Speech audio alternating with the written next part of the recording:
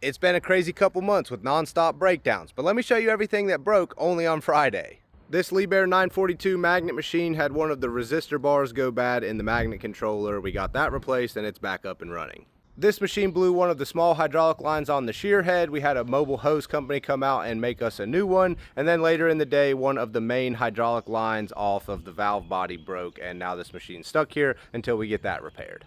This Liebherr blew one of the small hydraulic lines that runs from the rotary back towards the engine and then back towards the front underneath the cab, and it was so filthy dirty because it's due for service. We pulled it to the side to start washing it and cleaning it up. We'll get that line changed, get the fluids changed, and then unfortunately the swing pump is starting to chatter in this machine. Luckily we have a rebuilt one on the shelf. This Bobcat 770 had one of the wheels break off because all of the lug studs broke. These machines sort of get used and abused with really heavy solid tires, and they're run on pretty jagged concrete. This machine didn't actually break down on Friday. We're using it in place of some of the other machines that did go down, but the main hydraulic pump has to come out of this machine. It has a slow hydraulic leak between two pieces of the hydraulic pump casing, so there's no way for us to fix that in-house. We're gonna have to pull the pump out and get it rebuilt.